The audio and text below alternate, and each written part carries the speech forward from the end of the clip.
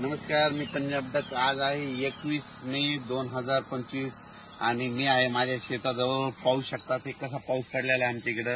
म्हणजे जवळपास 10 दिवस झालं सारखा पाऊस चालू। हे वडे नाले आमचे बांध फुटले। 10 दिवसापासून आमच्या शेतामध्ये वापसा नाही आणि या ठिकाणून परत महाराष्ट्रातल्या शेतकऱ्यांना अंदाज देणार आहे।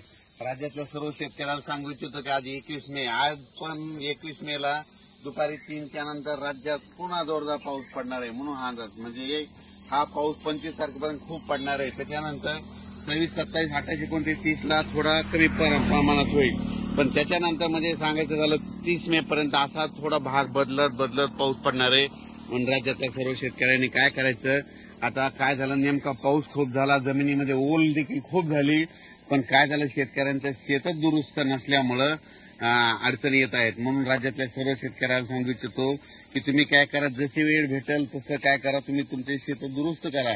कारण की राज्यामध्ये आता जवळपास हे 25 मे पर्यंत तर मुंबई पुणे नाशिक नगर जिल्हा मुसळधार पाऊस पडणार आहे। म्हणून हा अंदाज लक्षात आहे। आज देखील मुंबईला मुसळधार पाऊस असणार आहे। मुंबईकरांनी सतर्क राहण्याची गरज आहे। म्हणून हा अंदाज लक्षात आहे। आणि राज्यात मात्र दररोज 2-2 दिवस प्रत्येक ठिकाणी मुक्काम करत हा पाऊस संपूर्ण राज्यावर पडणार आहे। विदर्भात पडणार आहे, पूर्व विदर्भात पडणार आहे, मराठवाड्यात पडणार आहे, पश्चिम महाराष्ट्र, उत्तर महाराष्ट्र, दक्षिण महाराष्ट्र, कोल्हापूर इकडे सगळीकडेच पडणार आहे। म्हणून हा अंदाज लक्षात घ्यायचा। म्हणजे सांगायचं झालं तर 25 मे पर्यंत खूप जोराचा पाऊस असणार आहे। ओढे नाले वाहणारा पाऊस असणार आहे। त्याच्यामध्ये वाऱ्याचं प्रमाण जास्त असणार आहे। म्हणून आणखीन एक खास करून, कारण की या पावसामध्ये सर्व माझ्या शेतकऱ्याला एक विनंती आहे की तुम्ही काय करा, तुमची ह्या 25 मे पर्यंत तुमची जनावरे असे झाडाखाली बांधू नका।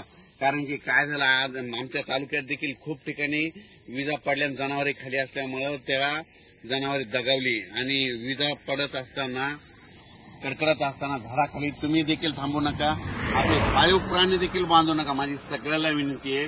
कारण की म्हणजे काय झालं, महाराष्ट्रभर बघितलं तर विजेमुळे खूप शेतकऱ्यांचं पशुधनाचं खूप नुकसान झालं।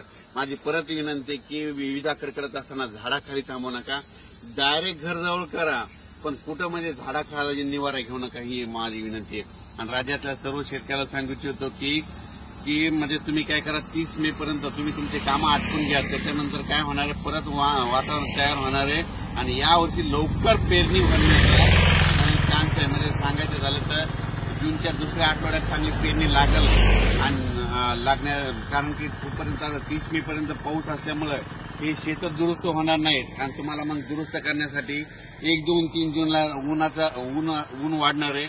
1, 2, 3च्या दरम्यान थोडी उकाडा भेटणार, त्या सर्व शेतकऱ्यांना आपण आपले कामे करून घ्यावी। अचानक वातावरणात बदल झाला तर लगेच एक मेसेज दिला जाईल। धन्यवाद। असे नवनवीन व्हिडिओ पाहण्यासाठी आजच कृषी चर्चा फेसबुक पेजला लाईक करा आणि व्हिडिओ आवडला असेल तर नक्की शेअर करा।